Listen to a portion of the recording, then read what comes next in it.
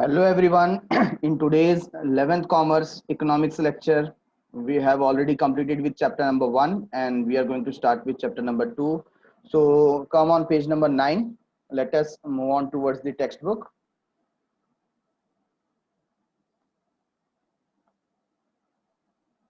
So name of the chapter is very important.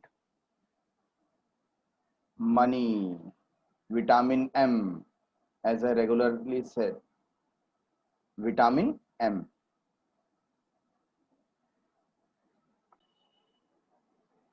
So the term money आज हमारे day to day life में आप ऐसा समझिए, ऐसा एज्यूम कीजिए कि एक सुबह आप उठे और आप जहां कहीं पर भी जा रहे हैं, देख रहे हैं वहां पर कोई करेंसी नहीं है, कोई मनी नहीं है। कितना हैवॉक क्रिएट होगा। बीच में देखो डीमोनेटाइजेशन हो गया था एंड 1000 रुपीज और 500 रुपीज का जो नोट था उसे क्या कर दिया गया था, बैन कर दिया गया था। ऐसे बाकी करेंसीज चल रही थी, है ना, 50 rupees, 10 rupees, all coins, 100 rupees, तो ये सब चल रहे थे। बट सिर्फ जो एक लार्ज डिनोमिनेशन वाला मनी है 1000 रुपीज का और 500 रुपीज का, ये जब बैन हुआ था तो कितने प्रॉब्लम्स देखने को मिली थी। तो ऐसा अगर आप समझो कि मनी है ही नहीं तो कितना हैवॉक क्रिएट होगा, है कि नहीं। सो दैट्स व्हाई यहां पर इंट्रोडक्शन में देखिए हमको क्लैरिटी मिलेगी। Man is an intellectual animal. Man is a intellectual animal. अभी तक हमें क्या बताते थे? Man is a social animal. Which animal? Social. अभी सोशल के साथ साथ क्या है? इंटेलेक्चुअल। सिर्फ वो सोशल एनिमल नहीं है, इंटेलेक्चुअल इंटेलिजेंट पर्सन भी है। ठीक है। The invention of money is one of the important and fundamental inventions. तो यहां पर जो मनी का इन्वेंशन हुआ, किसका इन्वेंशन हुआ? मनी का। It is one of the important and fundamental, मतलब बेसिक इन्वेंशन है। Out of various inventions in the world, according to the क्रॉथर।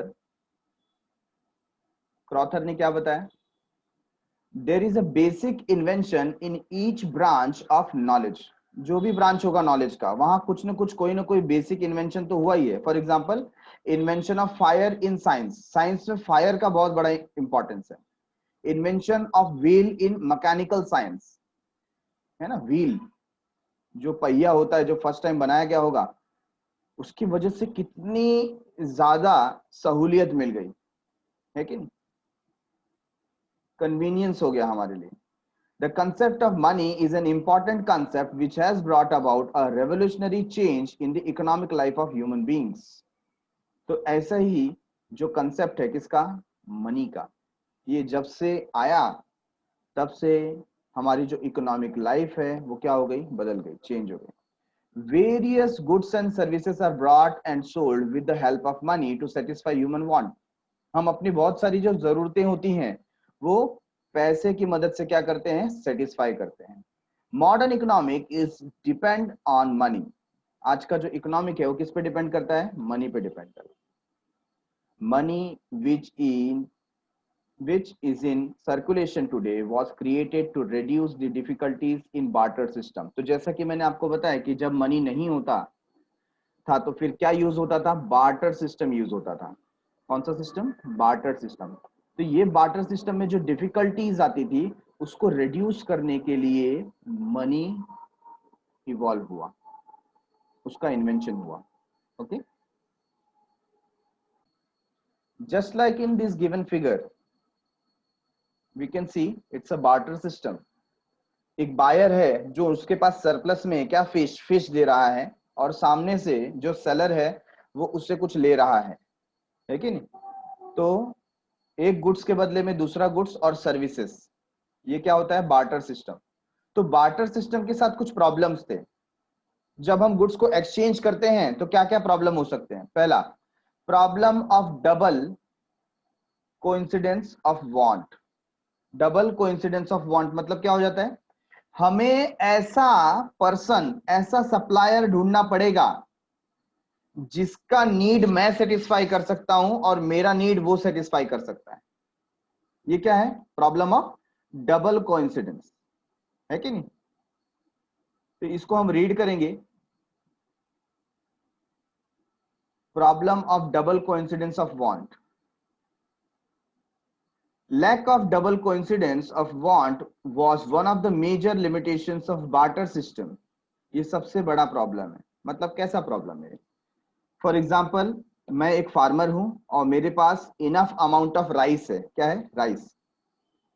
अब ये जो राइस मेरे पास सरप्लस में है, मैं इससे कोई ट्रेड कर सकता हूं। एंड मेरे लिए अभी जो जरूरत की चीजें हैं वो क्या है? क्लोथ्स, कपड़े चाहिए मुझे। तो मुझे ऐसा सप्लायर ढूंढना पड़ेगा जिसको राइस की जरूरत है। ऐसा सप्लायर ढूंढना पड़ेगा जिसको राइस की जरूरत है और जिसके पास क्लोथ सरप्लस में है, कपड़े हैं। तो मेरा जो टाउन एरिया होगा या जो विलेज एरिया होगा, जो नेटिव प्लेस होगा, वहां पर मैं क्या करूंगा? सर्च करूंगा, हर एक पर्सन को पूछूंगा, भाई मेरे पास राइस है और मुझे क्लोथ चाहिए। तो ऐसा कोई पर्सन बता सकते हो जिसके पास क्लोथ है बट उसे राइस चाहिए? हम दोनों का जो डिमांड है वो क्या होना चाहिए? मैच होना चाहिए। इसी को बोला गया डबल कोइंसिडेंस ऑफ वांट। क्या बोला गया? Double coincidence of want. For instance, a person A has cloth and he wants rice. देखो यहां पर भी यही एग्जांपल है क्लोथ और राइस का। And person B has rice but he does not want cloth. अभी पर्सन जो बी है उसके पास राइस है बट उसको क्लोथ की जरूरत नहीं है। तो ट्रांजेक्शन होगा क्या? नहीं, वो बोलेगा भाई मेरे को जरूरत ही नहीं है। ठीक है? in this exchange. In this case, exchange between A and B would not take place as their want do not coincide with each other। दोनों का want एक दूसरे से मैच नहीं करता है जैसा होना चाहिए। तो डबल कोइंसिडेंस ये एक बहुत बड़ा प्रॉब्लम होता था बार्टर सिस्टम में। ठीक है? Number 2, lack of common measure of value. ये बहुत प्रॉब्लमेटिक थिंग है ये भी। कैसे? अब यहां पर कोई कॉमन मेजर नहीं है। While exchanging goods, for goods there was no standard of unit account to determine the value of commodity। तो हम commodity का वैल्यू कैसे करें? फॉर एग्जाम्पल, मेरे पास कुछ ऑरेंजेस हैं सरप्लस में, ठीक है, और मुझे क्या चाहिए? I want wheat, I want wheat and I have oranges.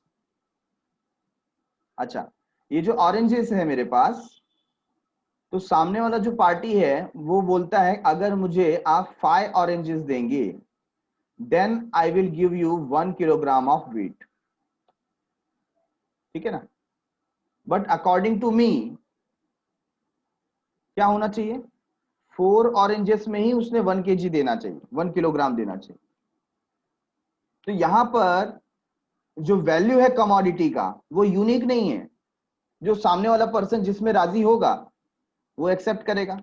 मैं उसको कुछ एग्जाम्पल्स दे सकता हूं कि भाई बाजू वाले जो विलेज में, वहां पर तो 4 ऑरेंजेस में 1 किलोग्राम ऑफ वीट मिलता है। वो बोलेगा ठीक है आप वहां पर जाकर परचेस कर लो, मैं तो आपसे 5 ऑरेंजेस लूंगा, है कि नहीं? तो यहां पर क्या होता है कि जो मीडियम ऑफ एक्सचेंज बन रहा है, इस केस में क्या बन रहा है? ऑरेंजेस, है ना?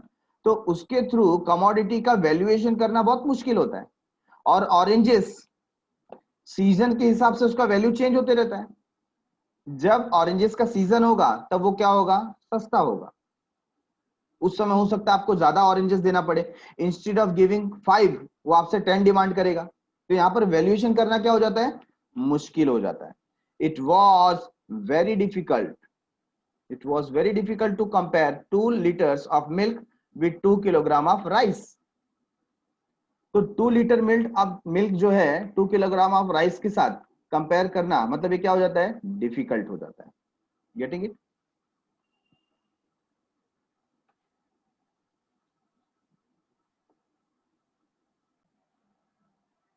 Point number 3, difficulties in storage of goods.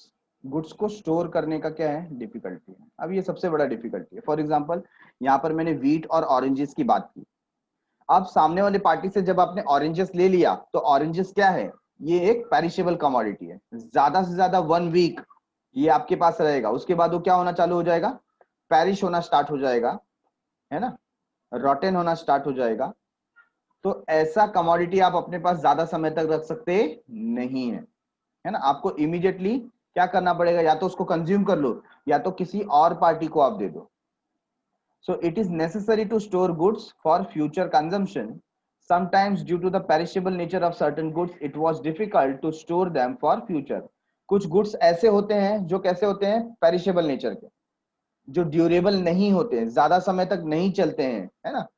जैसे हम बात कर सकते हैं वेजिटेबल्स की, फ्रूट्स की, तो आपने उसको 1 या 2 वीक से ज्यादा रखा तो क्या हो जाएगा, खराब हो जाएगा वो। Perishable commodities like milk, egg, fish, vegetable etcetera were difficult to store, इनको स्टोर किया जा सकता नहीं है। Difficulties were also experience due to lack of space required to store heavy and bulky goods. चलो खराब हो रहा है वो बात अलग है, लेकिन अगर हमें उसको स्टोर करना है तो उतना स्पेस भी तो चाहिए, है कि नहीं। अगर आपको बहुत सारे ऑरेंजेस मिल गए तो रखोगे कहां पर, बहुत सारे पोटैटोस मिल गए तो उतना स्टोरेज फैसिलिटी आपको मेंटेन करना पड़ेगा हैवी एंड बल्की गुड्स के लिए। Getting it. तो ये जो difficulty of storage of goods है, इसमें हमको 2 पॉइंट देखने को मिला। सबसे पहला तो क्या बात कर रहे हैं यहाँ पर कि ये खराब हो सकता है, पेरिशेबल नेचर का। कौन से नेचर का, पेरिशेबल, ठीक है। एंड सेकेंड थिंग क्या है, बल्की और हैवी गुड्स जो है उसके लिए आपको स्टोरेज में ज्यादा स्पेस की जरूरत पड़ती थी। Okay. Point number 4, indivisibility of certain goods. कुछ गुड्स ऐसे होते हैं जिन्हें डिवाइड नहीं किया जा सकता। क्या नहीं किया जा सकता, डिवाइड नहीं किया जा सकता। In barter system it was inconvenient to divide animals, house etcetera, ठीक है ना। आप कुछ चीजों को क्या नहीं कर सकते, डिवाइड नहीं कर सकते। फॉर एग्जाम्पल, मुझे यहां पर चाहिए था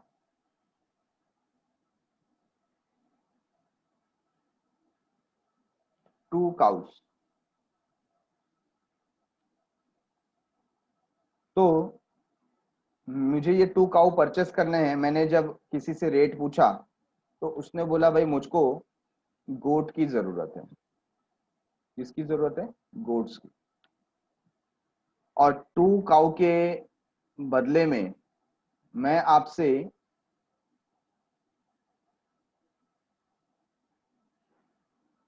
25 गोट्स लूंगा।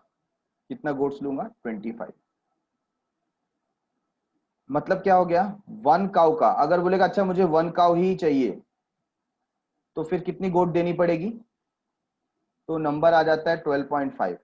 तो क्या हम गोट को हाफ कर सकते हैं, नहीं, है ना। तो जो गोट एनिमल है उसे हाफ करके देना, it is not logical. Getting it. तो यहां पर डिविजिबिलिटी का प्रॉब्लम आता है, प्रॉब्लम ऑफ डिविजिबिलिटी।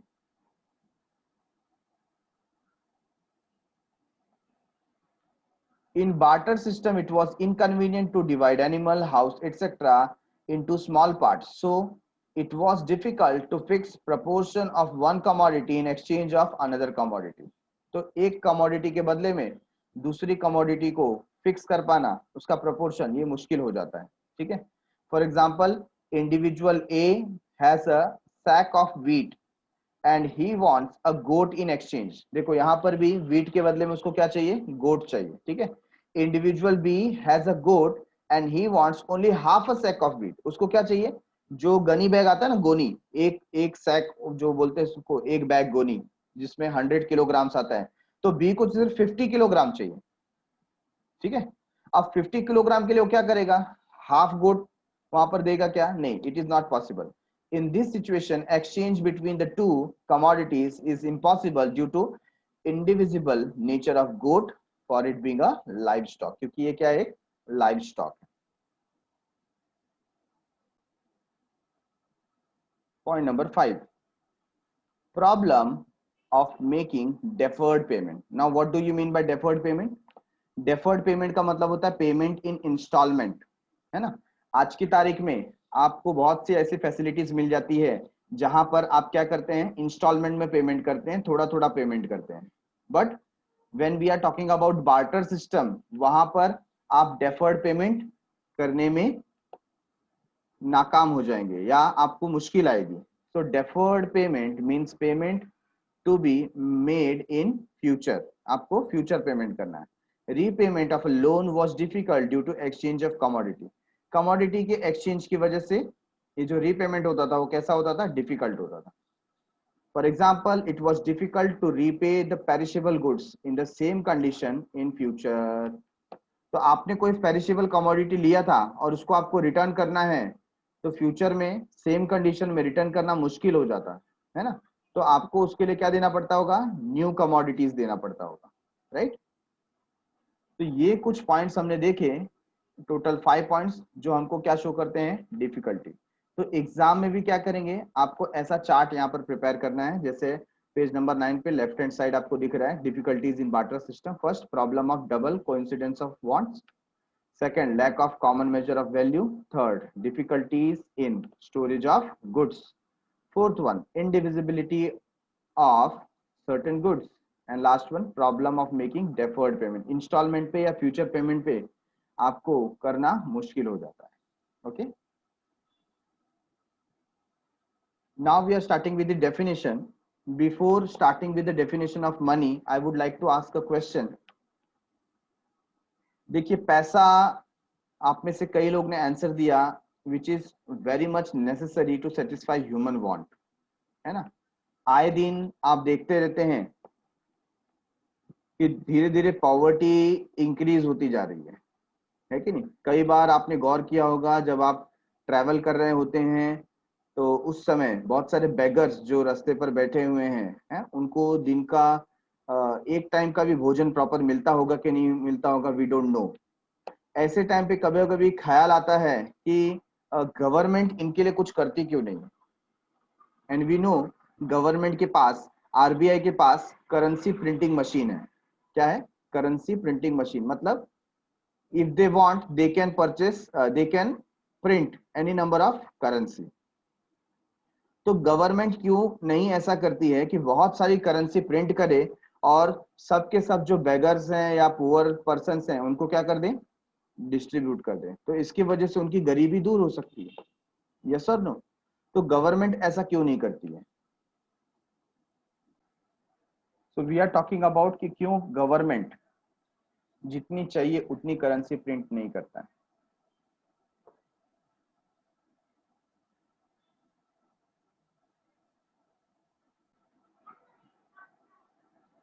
तो क्यों हम जितना चाहते हैं उतना मनी प्रिंट नहीं होता। तो जो मनी का कंसेप्ट है, ठीक है ना, मनी प्रिंटिंग का जो कंसेप्ट है उसके पीछे क्या रिक्वायर्ड होता है। ये जो मनी की हम बात करते हैं ये ओरिजिनल मनी नहीं है, ठीक है। ओरिजिनल मनी पहले क्या हुआ करता था, गोल्ड एंड सिल्वर कॉइन्स। क्या हुए करते थे, गोल्ड और सिल्वर कॉइन्स, ठीक है। तो यहां पर धीरे धीरे इंस्टेड ऑफ गोल्ड हमने दूसरे जो मीन्स हैं उसको सिलेक्ट करना स्टार्ट किया। अच्छा, गोल्ड और सिल्वर को क्यों मनी बनाया था, क्योंकि उनका वैल्यू प्रॉपर किया जा सकता था और वो पेरिशेबल भी नहीं थे, उनको प्रॉपरली स्टोर भी किया जा सकता था। तो जो गोल्ड और सिल्वर है ना, ये एक बेटर रिसोर्स है, बेटर मीन्स है जिसको एज अ मनी यूज कर सकते थे। बट स्लोली एंड ग्रेजुअली हमने देखा कि गोल्ड को ट्रांसपोर्ट करना थोड़ा मुश्किल होता है। फिर हमने क्या बनाना स्टार्ट किया, टोकन मनी। क्या बोलते हैं उसको, टोकन मनी।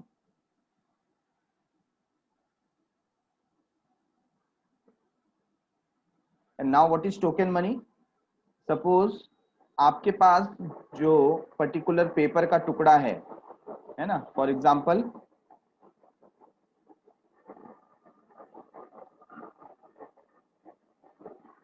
एक ऐसा पेपर का टुकड़ा जिसके ऊपर गवर्नमेंट ने आपको 2000 रुपीज लिख करके दिया है, ठीक है। तो ये 2000 रुपीज हमको पेपर का टुकड़ा दिखाई देता है। अगर इस पे ये गवर्नमेंट का सिंबल नहीं होता, अगर ये लीगल करेंसी नहीं होता, तो ये जो पेपर है रद्दी के भाव जाता था, क्या इसका 2 रुपए भी मिलता था? Answer is no. तो जिसका कॉस्ट 2-3 रुपीज भी नहीं है, आज उसको हम 2000 रुपीज के जैसे चला रहे हैं। क्यों? क्योंकि ये गोल्ड के अगेंस्ट में इशू हुआ है। किसके अगेंस्ट में? गोल्ड के अगेंस्ट में। तो हर एक करेंसी का एक अंडरलाइन असेट होता है। क्या होता है? Underline asset.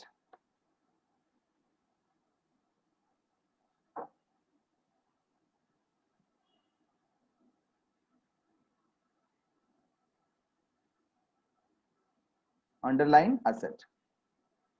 और करेंसी के केस में अंडरलाइन असेट क्या है? Reserve of gold. जिस कंट्री के पास जितना ज्यादा गोल्ड का रिजर्व होगा, जिस कंट्री के पास गोल्ड का रिजर्व जितना ज्यादा होगा, वो कंट्री ही उतना ज्यादा करेंसी प्रिंट कर सकती। मॉडर्न टाइम्स में हमने गोल्ड के साथ क्या लिया? और फॉरेन एक्सचेंज। क्या लिया? Foreign exchange. फॉरेन एक्सचेंज क्या होता है? Foreign currency. Just like dollar और वी हैव पाउंड। ठीक है ना? डॉलर है, पाउंड है। तो ये करेंसी जितनी हमारे पास होगी, उसके रिजर्व्स के बेसिस पर भी हम क्या कर सकते हैं? करेंसी को प्रिंट कर सकते हैं। तो 100 बात की एक बात ये समझ में आई कि जितना ज्यादा कंट्री के पास क्या होगा? Gold reserve. क्या होगा? गोल्ड रिजर्व, है ना? उतना ज्यादा हम क्या कर सकते हैं? करेंसी को प्रिंट कर सकते हैं। सर ऐसा नहीं किया तो क्या होगा? हमारी मर्जी, हम चाहे जितना प्रिंट करें। तो आप जितना भी प्रिंट करोगे तो उससे प्रॉब्लम क्या होगा? Problem of inflation. किसका प्रॉब्लम आ जाएगा? इन्फ्लेशन। जैसा कि कुछ स्टूडेंट ने बोला था, महंगाई इतनी बढ़ जाएगी कि आपके रुपये का कोई वैल्यू नहीं होगा। ठीक है ना? आप 2000 रुपीज भी देंगे तो आपको एक पर्टिकुलर वेजिटेबल भी नहीं मिलेगा। ऐसी महंगाई हो जाएगी। और इसको बोलते हैं currency is losing its purchasing power. Currency का परचेसिंग पावर क्या हो जाएगा? खत्म हो जाएगा। तो हम ऐसा कतई नहीं कर सकते, बिल्कुल नहीं कर सकते। We can not do it. जितना गोल्ड का रिजर्व है, जितना हमारे पास फॉरेन एक्सचेंज है, उतना ही करेंसी हम क्या कर सकते हैं? प्रिंट कर सकते हैं।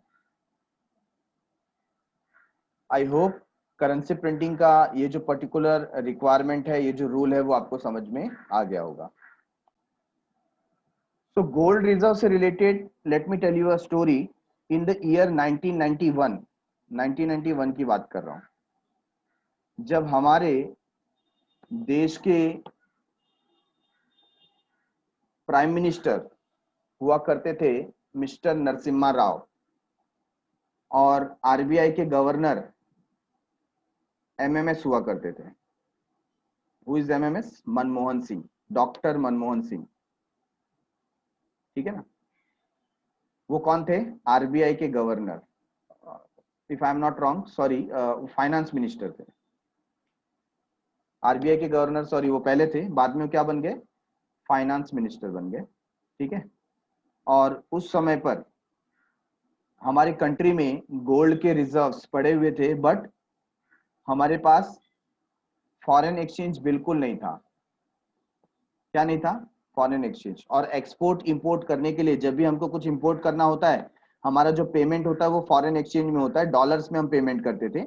और कोई भी कंट्री हमसे जो ट्रेड करना चाहती है, उनका एक्सपेक्टेशन होता था कि एटलीस्ट 3 मंथ्स का फॉरेन रिजर्व आपके पास होना चाहिए। कितने मंथ का? 3 मंथ्स का फॉरेन रिजर्व आपके पास होना चाहिए, जो कि हमारे पास 1 मंथ का भी नहीं था। ऐसे केस में हमारे यहाँ पर क्या होने लगा? इन्फ्लेशन बढ़ने लगे, इकोनॉमी कोलैप्स होना स्टार्ट हो गई। तो हमारे गवर्नमेंट को कहीं ना कहीं डिसीजन लेना पड़ा कि हमें क्या करना पड़ेगा? हमें लोन लेना पड़ेगा। तो लोन हमें देगा कौन? तो अल्टीमेटली ये डिसाइड किया गया कि ऐसी कंट्री जिसने हमारे ऊपर 200-250 साल राज किया, ऐसी कंट्री से जाकर हमको लोन लेना पड़ेगा, है ना? Great Britain. तो ब्रिटेन के पास हम गए और हमने बोला भाई हमें लोन की जरूरत है। तो ब्रिटेन ने हमें बोला कि आपको कुछ गिरवी रखना पड़ेगा, you have to keep something as mortgage with us. कुछ मॉर्गेज रखना पड़ेगा। तो क्या रखें, तो हमारे पास जो गोल्ड का रिजर्व था, है ना, ये गोल्ड का रिजर्व कहाँ होता है, आरबीआई के पास। आरबीआई को जितना करेंसी प्रिंट करना है उतना गोल्ड उसने अपने यहाँ पर क्या किया है, रिजर्व में रखा है। ठीक है, तो हमने अपने देश का गोल्ड किसको दे दिया, ब्रिटेन को दे दिया, और उनसे क्या लिया, लोन लिया। सोचो, और ये करते समय भी हमने उसका इंश्योरेंस निकालना हम भूल गए। क्या निकालना भूल गए, इंश्योरेंस। हालात अच्छे थे कि कहीं पर कोई चोरी या डकैती नहीं हुई, ऐसा हुआ होता तो हम तो पूरे ही लुट जाते। बट ये एक बहुत बड़ा प्रॉब्लम हो गया था कि हमने जब ये गोल्ड रिजर्व ट्रांसफर किया उस समय हमने इंश्योरेंस नहीं निकाला था। Getting it. तो तब जाकर के ब्रिटेन ने हमको क्या दिया था, कुछ लोन दिया था, और बाद में हमने 1991 में क्या लेकर के आया, हमने न्यू इंडस्ट्रियल पॉलिसी। इसके बारे में आप आगे पढ़ेंगे, न्यू इंडस्ट्रियल पॉलिसी क्या है, डॉक्टर मनमोहन सिंह ने और नरसिम्हा राव जी ने इसके ऊपर क्या काम किया था, कैसे काम किया था। ठीक है, बट ये जो पूरा स्टोरी है ये एक बहुत बड़ा उस समय का इंसिडेंस है जहां पर हमारा देश एकदम बर्बाद होने की कगार पे था। ऐसा हो सकता था कि कोई दूसरा देश हम पर अटैक कर दे या हमारे रिसोर्सेस को परचेस कर ले, बट उस समय पर हमने क्या किया, अपना जो पूरा का पूरा गोल्ड रिजर्व है उसको मॉर्गेज किया और ब्रिटेन से हमने लोन लिया था। तो ये किसके पीछे की स्टोरी है कि जितना गोल्ड रिजर्व होता है उतना ही हम करेंसी प्रिंट कर सकते हैं। Now let us move towards the definition of money. अब मनी क्या होगा, कैसा होगा, क्या होना चाहिए, इसके बारे में प्रोफेसर क्रॉथर बोलते हैं। प्रोफेसर क्रॉथर का कहना है, तो जैसा इन्होंने कहा है इन्वर्टेड कॉमा में, वैसा आपको भी बाय हार्ट करना है। Money is anything that is generally acceptable as a mean of exchange and at the same time act as a measure and a store of value। देखिए क्या बताया, money is anything that is generally acceptable मतलब जिसे दे वो उसे लेने की इच्छा रखता हो।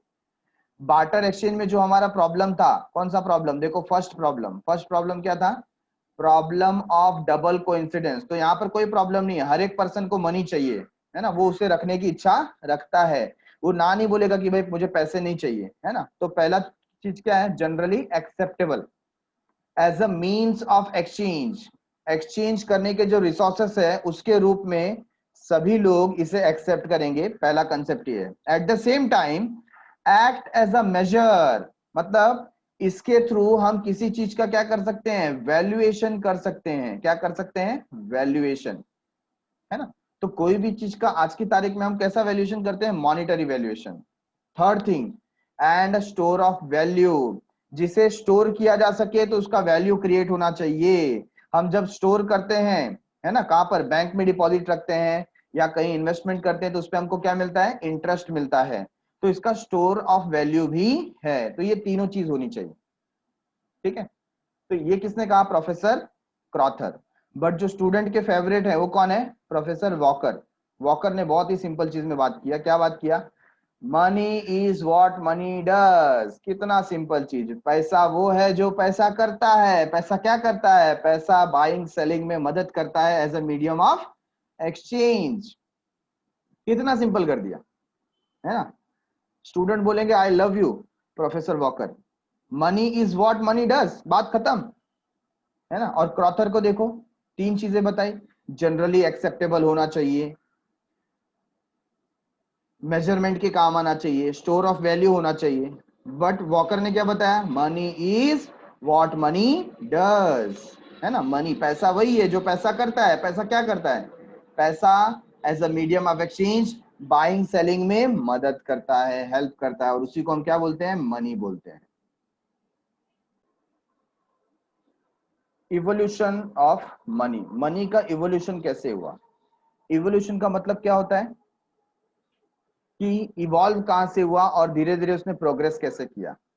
So money has come into existence by evolution and not by revolution. Money आने में कोई क्रांति नहीं हुई, अचानक नहीं आ गया, इसको आने में टाइम लगा, इवॉल्व हुआ. With the passage of time, the commodities which were used as money have changed depending upon the need of the time and development of the civilization. तो धीरे धीरे जैसे समय बीतता गया वैसे वैसे इंसानों की जो जरूरतें थी उसके मुताबिक मनी अपना स्वरूप बदलती गई. Money used in modern time is the result of many evolutionary changes that took place over a long period of time. आज की तारीख में जो हम debit card, credit card, chequebook, e wallet वगैरह देखते हैं, ये सब क्या है, ये बहुत सारे evolutionary प्रोसेस से गुजरा है और आज हमको फिर इतनी सहूलियत मिल रही है. Following are the types of money which very well explain in evolution of money. अभी भी अगर आपको इसको थोड़ा करीब से देखना है कि मनी कैसे इवॉल्व हुआ, तो आप बीकेसी जाएंगे, वहां पर आईसीएआई भवन है, institute of chartered accountancy of India. 12th के बाद ऐसे स्टूडेंट जो चार्टर्ड अकाउंटेंसी का कोर्स करना चाहते हैं वो वहाँ बीकेसी जा सकते हैं, बैंड्रा कुर्ला कॉम्प्लेक्स, वहाँ पे आईसीएआई भवन है. वहाँ पे ग्राउंड फ्लोर में उन्होंने एक प्रदर्शनी लगा करके रखी है और वहां पर इवोल्यूशन ऑफ मनी बताया गया है. तो कुछ इस तरीके से ही बताया गया है, कुछ और पिक्चर्स आपको वहां पर मिल जाएंगे. ठीक है, तो यहाँ पर हम एक एक करके स्टार्ट करते हैं कि पहले से मनी को किस रूप में देखा जाता था. तो first is type of money. हम टाइप ऑफ मनी देखने जा रहे हैं.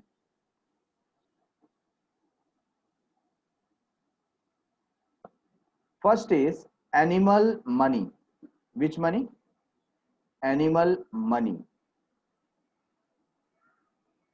means what? Any proto-historic period, animal money was used as a mean of exchange. For example, cow, sheep, goat, etc. However, due to their indivisible nature, commodity money come into existence.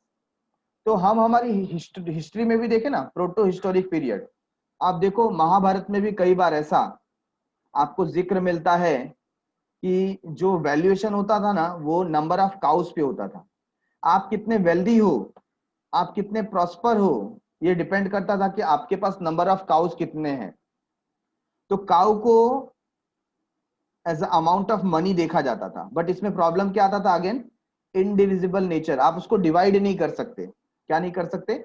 Divide नहीं कर सकते. इसके लिए बाद में हम commodity की तरफ बढ़े कि ठीक है, जो लाइव स्टॉक है, जो काउ, बफेलोज, शीप, गोट्स, इनको हम क्या नहीं बना सकते? मनी नहीं बना सकते. ऐसा हमारे समझ में आया और फिर हम कमोडिटी मनी की तरफ आगे बढ़े कि कोई वस्तु होना चाहिए, कोई लाइव स्टॉक नहीं होना चाहिए. फिर हमने कमोडिटी मनी देखा. कमोडिटी मनी क्या है? In olden days the commodity to be used as money were dependent upon climatic condition and culture. तो वहां का कल्चर क्या है, क्लाइमेटिक कंडीशन क्या है? Example, animal skin, grains, shells, feathers, tusk, salt, rare article and stone were used as a medium of exchange. तो ये कुछ commodities जो है उनको as a medium of exchange use किया जाता था, जिसमें पहले जानवरों की जो चमड़ी होती है ना, स्किन, या ग्रेन्स जो अनाज हैं, शेल्स जो आपको समंदर किनारे मिल जाते हैं, सीपिया हैं, शेल्स हैं, या जो हमने यहाँ पर देखिए देखा जिसे हम कौड़ी बोलते हैं. ठीक है, ऐसी कुछ चीजें. फेदर जो कुछ पक्षियों के पंख होते हैं. फिर टस्क, जैसे एलिफेंट का टस्क है, एलिफेंट के जो दांत होते हैं. फिर सॉल्ट है, रेयर कोई आर्टिकल ऐसा मिल गया, कोई ऐसा जो स्टोन है जैसे डायमंड, नीलम, पन्ना, है कि नहीं. ये सब चीजों को जो रेयर कंडीशन में होता है उसको हमने मीडियम ऑफ एक्सचेंज बनाना स्टार्ट किया due to the problem of storage. लेकिन यहाँ पर प्रॉब्लम किसका होता था? स्टोरेज का प्रॉब्लम होता था, problem of storage of such commodities. Metallic money come into existence. तो बाद में हमने किसकी तरफ रुख किया? Metallic money. मतलब हमारे जो मनी होना चाहिए वो मेटल का होना चाहिए, ऐसा हमारी समझ में आया. तो हम आगे बढ़े, हमने मेटल के मनी का उपयोग करना स्टार्ट किया. Metallic money used durable metals such as gold, silver, copper, aluminium, nickel, etc. तो ये मनी के रूप में इस्तेमाल होने लगा, है ना. हमने कई बार हिस्ट्रीज में भी देखा है कि गोल्ड कॉइन में डीलिंग होता था, है कि नहीं. जो राज मुद्रा होती है, गोल्ड में डीलिंग होता था। However scarcity of precious metal and lack of uniformity, है ना, यहाँ पर प्रॉब्लम क्या होता था, ये बहुत स्कैर नेचर में होते थे और सभी के पास नहीं होते थे। जो राजघराने के लोग हैं, जो राजा से जुड़े हुए हैं, या जो बहुत बड़े बड़े व्यापारी हैं ना, उनके पास ही ये सब का रिजर्व मिलता था। बाकी जो कॉमन पर्सन है उसको तो बार्टर एक्सचेंज ही करना पड़ता था। ठीक है, तो ये स्कैरसिटी का इनका प्रॉब्लम होता था, और ये सेम नहीं होते थे, किसी का साइज बड़ा, किसी का साइज छोटा, ऐसे प्रॉब्लम होते थे। In metallic pieces gave rise to the use of metallic coin. फिर हमने मेटालिक पीसेस से कहां पर आ गए, हम मेटालिक कॉइन पे आ गए। तो ये जो कॉइन हमें दिखाई दे रहे हैं, ठीक है ना, ये प्रीशियस वे में बनने लगे, सिमिलर पैटर्न में बनने लगे। एक कॉइन को दूसरे कॉइन से मैच करेंगे तो आपको कोई डिफरेंस नहीं दिखेगा, तो उसे हम बोलते हैं मेटालिक कॉइन। ठीक है, तो ये डिफरेंस है। मेटालिक मनी मतलब उसका साइज जो होता था अलग अलग होता था, गोल्ड का है, सिल्वर का है, बट उसका साइज से वेट सब अलग होता था। बट मेटालिक कॉइन में हम क्या करते हैं, उनका वेट, उनका साइज, उनका colour, everything will remain same. ठीक है, you can not distinguish between two coins. In ancient time, rulers of various kingdoms used small piece of metal and affixed their seal on them. तो small piece of metal पे वो अपने राज्य का क्या कर देते थे, सील पुट कर देते थे। With the passage of time, the monetary system was taken over by the government authorities with a view to give uniformity and legal status to metallic coins. धीरे धीरे गवर्नमेंट आ गई रूलर्स के बाद, और उन्होंने एक लीगल स्टेटस दे दिया money को। Coins can be classified as under. इसमें जो कॉइन होता है उसमें पहला होता है स्टैंडर्ड और फुल बॉडी कॉइन्स। स्टैंडर्ड और फुल बॉडी कॉइन, ये क्या है? Full body coins are those whose face value is equal to their intrinsic value. तो स्टैंडर्ड कॉइन क्या होता है? जैसे गोल्ड कॉइन, जितने वैल्यू का गोल्ड कॉइन होगा ना, उसका भी उतना ही वैल्यू समझा जाएगा। फॉर एग्जाम्पल अगर मैंने 1 ग्राम गोल्ड का, है ना, 1 ग्राम जो गोल्ड है उसका एक कॉइन बनाया, क्या बनाया? कॉइन।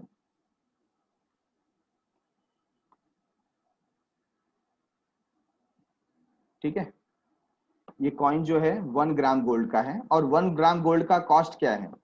1 ग्राम गोल्ड का कॉस्ट है, सपोज मैं एक एग्जांपल ले लेता हूं, 50,000 रुपीज। ठीक है, तो ये जो गोल्ड कॉइन है 1 ग्राम का, इसका भी वैल्यू कितना होगा? 50,000।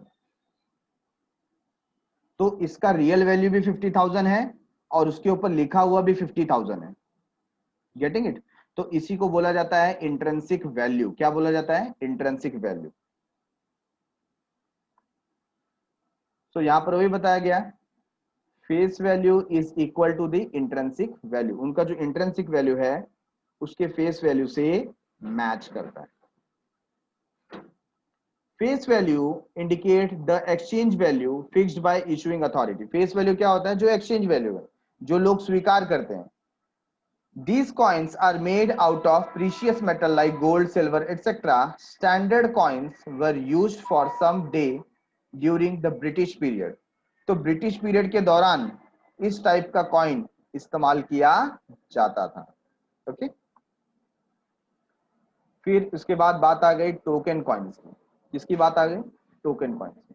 अभी टोकन कॉइन कैसा होता है, एकदम मैं आपको सिंपली समझाना चाहूं तो हम लोग एक क्विक पॉइंट ले सकते हैं। लाइक अभी देखिए आपके पास 10 रुपीज का कॉइन होगा, ठीक है ना? कितने रुपए का कॉइन है आपके पास? 10 रुपीज का अगर कॉइन है,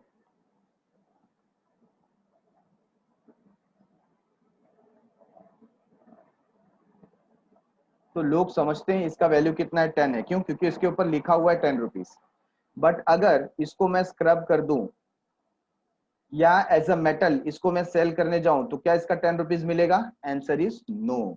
इसका इवन 2 रुपीज भी नहीं मिलेगा, है ना, क्योंकि सिर्फ इसके ऊपर लिखा हुआ है 10 रुपीज। इसकी वजह से इसका जो वैल्यू ऑफ एक्सचेंज है वो कितना रखा जाता है? 10 रुपीज। सिमिलरली पेपर, है ना, हमने पेपर मनी की बात की, तो जो पेपर है ये पेपर आप मार्केट में ऐसे ही सेल करने जाएं विदाउट डिनोमिनेशन तो इसका 1 रुपया भी मिलेगा नहीं, जबकि इस पे कितना लिखा रहता है 2000 rupees.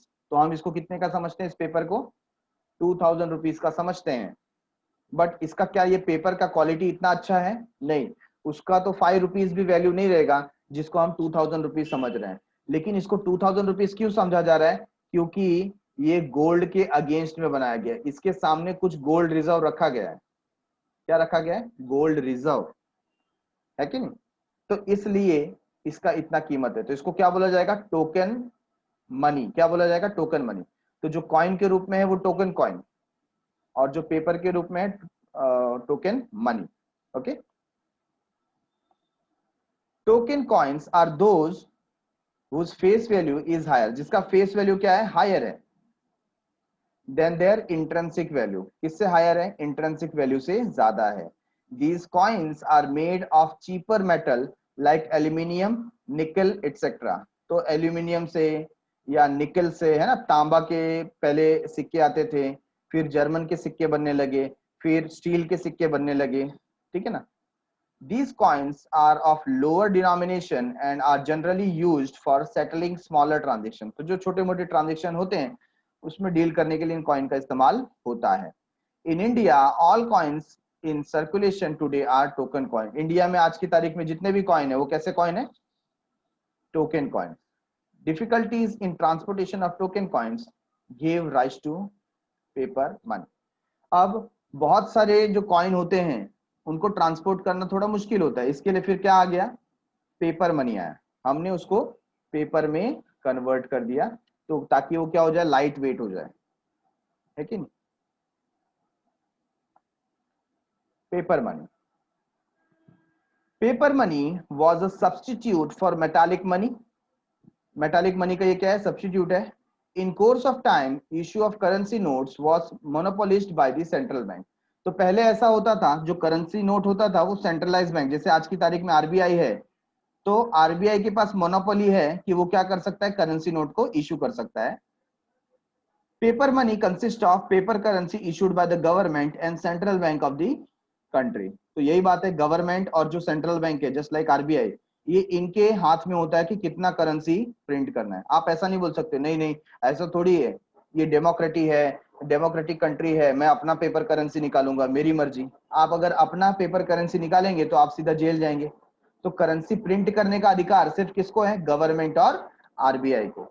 In India 1 rupee note and all coins are issued by the government of India. तो जो 1 रुपी का नोट है या अदर कॉइन है, सब कौन इशू करता है? Government of India.